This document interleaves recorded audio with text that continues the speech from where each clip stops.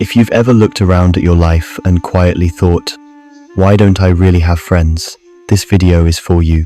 Not the polished version of you that laughs at the right moments, nods in group conversations, and says, we should totally hang out sometime. I mean the real you. The one who, in the silence, after a long day, faces a simple fact. You don't have many people you can genuinely call. You might have co-workers, classmates, mutuals online, people who respond to your stories. But that deep feeling of, I belong with these people, is strangely absent. And your mind has probably tried to explain it. Maybe I'm just not likable. Maybe I'm socially awkward. Maybe there is something fundamentally wrong with me, and everyone else can see it. But here is where I want to gently interrupt that internal dialogue. Because psychology, especially depth psychology, has a different hypothesis.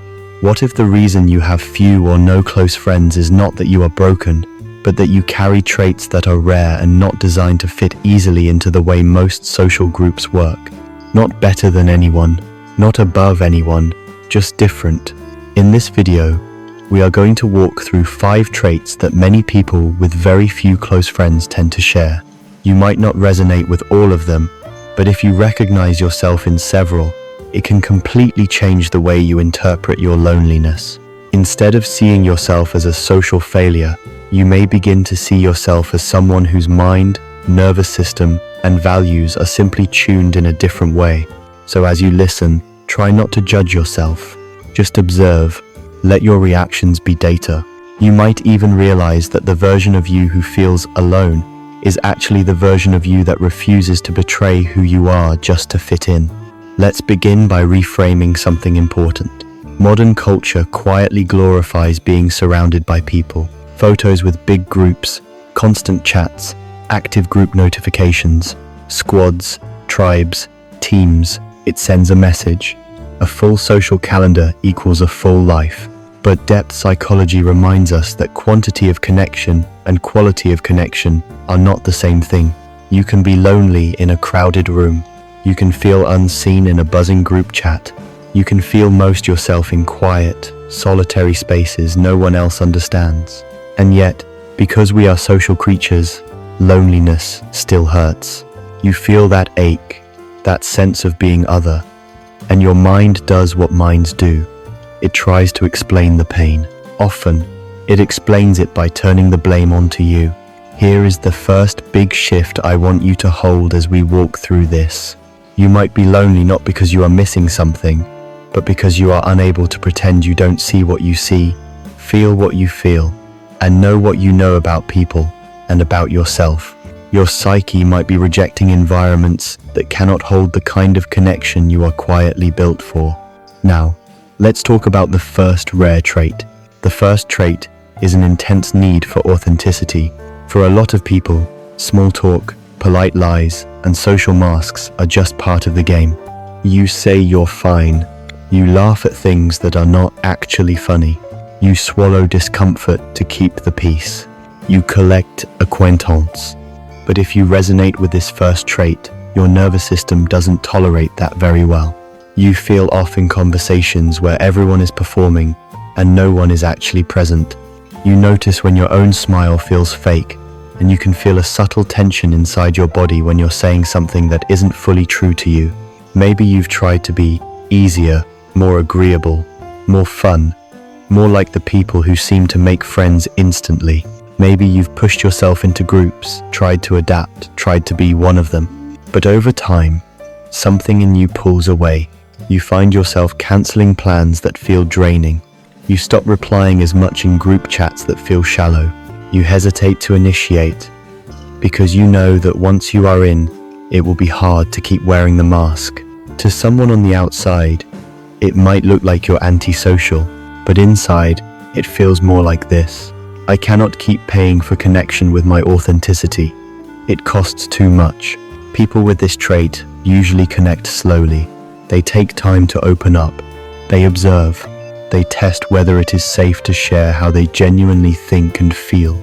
And because most social spaces are not built for that kind of depth, what happens? They often end up on the edge of groups or outside of them completely. You might have had phases in your life where you blamed yourself for this. Why can't I just be normal and chat about whatever? Why can't I just tolerate this and enjoy the company? But here's a more accurate picture. Your psyche is wired to prioritize truth over belonging. You don't want connection at any price. You want connection that does not require you to abandon yourself. That is not a flaw. It is a difficult, expensive, but powerful way of being. The second rare trait is that you notice more than you say. Think back to the last few social environments you were in. A family gathering, a group of co-workers, old school friends, maybe a church group, a club, or just a circle of people you grew up with. Most people move through those spaces on the level of what is said. They listen to the words, react to the jokes, respond to the obvious. But you notice the things between the words. You notice how someone's smile does not quite reach their eyes. You feel the tension between two people who insist everything is fine. You pick up on the subtle competitiveness in a conversation that looks friendly on the surface.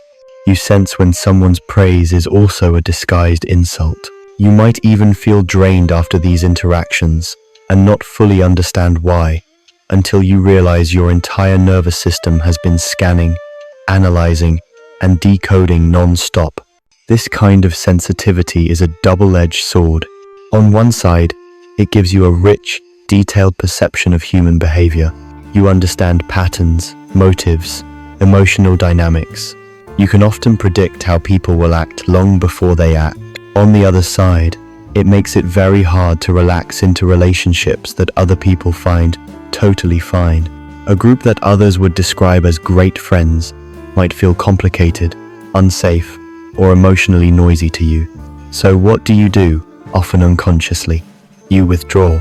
You might not make a dramatic exit. You simply become less available. You stop sharing as much. You decide it is easier to be alone than to constantly manage the flood of signals your mind and body are absorbing. People might say, "You're too sensitive," or "You're overthinking things." But from a depth psychology perspective, your sensitivity is not the problem, it is the filter. It is the part of you that refuses to ignore what your unconscious has already understood about certain dynamics, that they will cost you more than they give you. And again, that can lead to fewer friendships.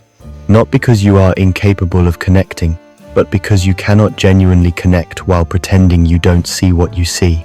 The third trait is that you do not need constant social stimulation to feel alive.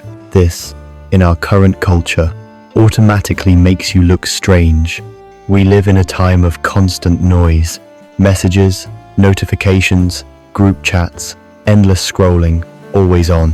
For many people, being alone with themselves is uncomfortable. Silence feels like a threat, so they fill it with anything and everything. But if this trait describes you, your mind works differently. Solitude is not a punishment, it is your reset button.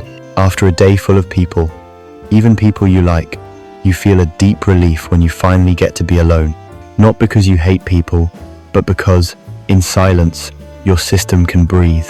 You might enjoy reading, learning, watching long-form content, writing, creating, thinking, or simply letting your thoughts wander without needing to present yourself to anyone. You might have entire worlds inside you, ideas, fantasies, imagined conversations, complex reflections about life, meaning, and identity. From the outside, this can look like you are too quiet, too shy, or too disconnected. In reality, your inner world is extremely active. You just do not feel compelled to constantly translate it into outer noise. And here is the important part.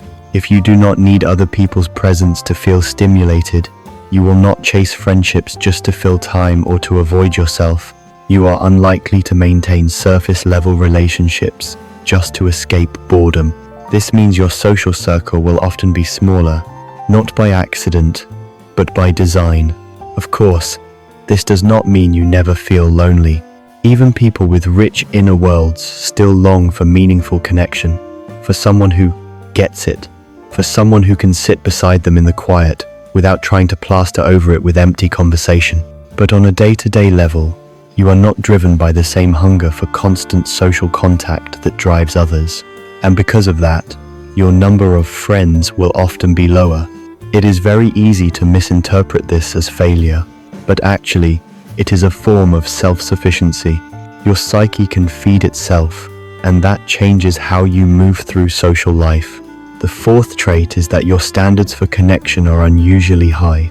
This can be a painful one to admit, because it might sound like you think you are better than others. That is not what this is about. Having high standards does not mean you expect perfection. It means you are sensitive to certain qualities: honesty, loyalty, mutual interest, reciprocity, depth. You are not satisfied with conversations that revolve around gossip, status, or trends. You can engage in them when needed, but they do not nourish you. You leave feeling empty instead of energized. What pulls you in are conversations that expose something real.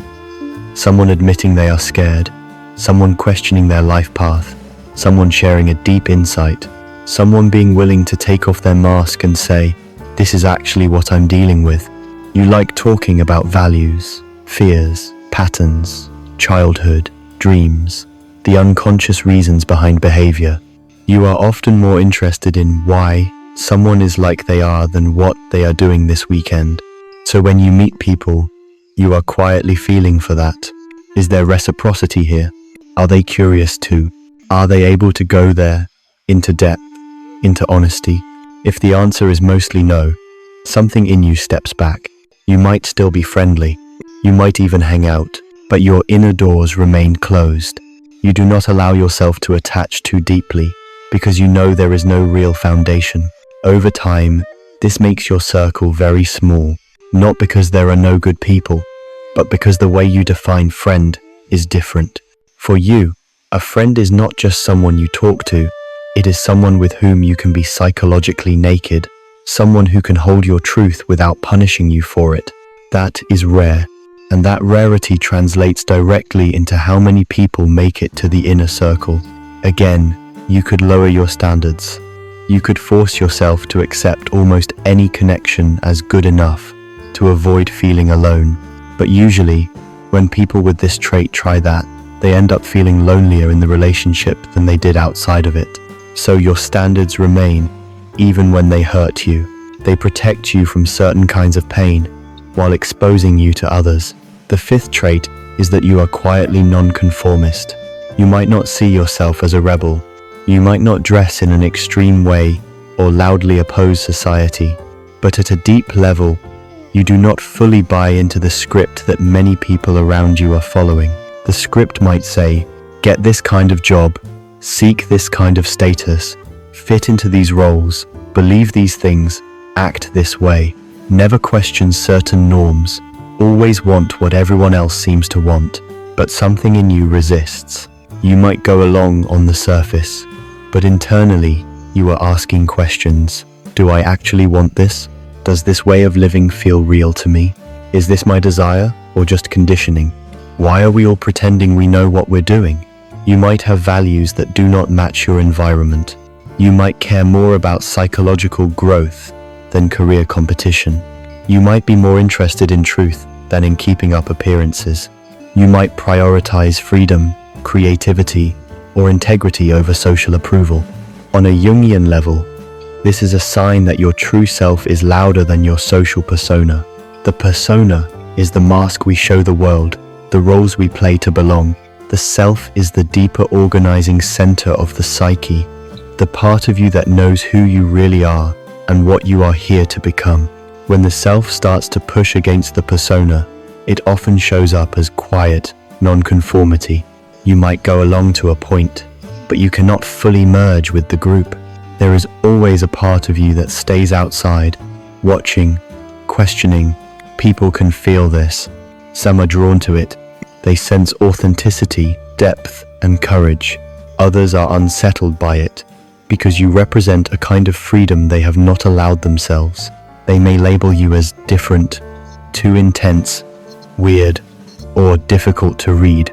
And what do human groups often do to members who don't fully conform? They push them to the edges, sometimes softly, through subtle exclusion, sometimes harshly, through judgment or rejection. If this has happened to you, you may have internalized the message that you are too much or not enough, that if you could just adjust yourself more, people would like you. But again, from a depth perspective, something else is happening. Your nonconformity is not random. It is your psyche refusing to sacrifice its integrity for belonging. It is the part of you that would rather risk feeling alone than risk becoming a stranger to yourself. Combine all of these traits together, and something important emerges. Imagine a person who cannot tolerate fake connection, who senses subtle emotional dynamics, who does not need constant social stimulation, who has high standards for depth and reciprocity, and who quietly refuses to lose themselves just to fit in. Is it any surprise that such a person might have very few close friends? The truth is, if you carry these traits, the normal template for social life was never going to fit you. You were never going to be the person who effortlessly collects 50 casual friends and feels satisfied. You were never going to thrive in environments where image is everything and honesty is a liability. You were never meant to disappear into the crowd. But that does not mean you are doomed to be alone. It means your path to connection is different. So what do you do with all of this? First, you stop interpreting your reality using a script that was not written for you. Having few friends does not automatically equal failure. It is a data point, not a verdict. Ask différentes questions. Instead of what is wrong with me, try what are my traits and which environments are they compatible with. Instead of why don't people like me, try which kinds of people can actually meet me where I am. Instead of why can't I just be more normal, try what version of normal have I been trying to fit into, and who told me that was the only way to live. Second, learn to differentiate between loneliness and self-abandonment. There will be moments when you feel painfully alone, nights when you wish someone would text you, days when you scroll past photos of big friend groups and feel a sting in your chest. In those moments, it can be tempting to rush into any available connection just to relieve the ache. But here is the paradox. If you choose relationships that are fundamentally incompatible with your traits, you often end up feeling lonelier inside them than you did outside. You might sit in a group, laughing, participating, playing the role, and yet, in the middle of that, feel completely unseen. That is not the type of loneliness you want to multiply. So your task is to build a life where you are willing to feel temporary loneliness instead of permanent self-abandonment. That means being honest with yourself about what you actually need in a friend. Not a fantasy, not perfection, but key qualities: curiosity, emotional honesty, capacity to respect your need for space, willingness to have difficult conversations, reciprocity. It also means allowing people to be imperfect without immediately withdrawing at the first sign of different. High standards are healthy, but perfectionism is not. You are human. Your future friends are human. They will disappoint you sometimes. You will disappoint them. The question is not, are they flawless? But, are they willing to repair, to grow, to be real? Third, cultivate environments where your traits are an asset, not a liability. If you value depth, go where depth is even slightly more likely. Long-form discussions, book clubs that actually talk about the book, therapy groups, spaces centered around introspection, creativity, or healing. If you have a rich inner world, share parts of it. Write, create, post long-form content. Join communities centered around ideas rather than popularity. If you are highly sensitive to emotional dynamics, lean into that skill without letting it paralyze you. You might be good at supporting others, at understanding patterns, at holding space for honest conversations. Those abilities are needed, especially by the smaller number of people who are also tired of shallow pretending. If you quietly refuse to conform, consider that there are others watching you do that, wishing they had the courage to follow their own truth in the same way. Sometimes, your authenticity is the invitation someone else has been waiting for. Finally, remember this: you do not need many people. You need the right few. One friend who sees you, really sees you, and chooses you again and again, is worth more than 30 people who only like the version of you that never goes too deep, never questions, never says no. Often, people who walk alone for a long time become very good at two things: understanding themselves and recognizing real when they finally see it. So if you are in that season where it feels like it is just you, your mind, your late night questions, and maybe a video like this on in the background, I want you to consider something.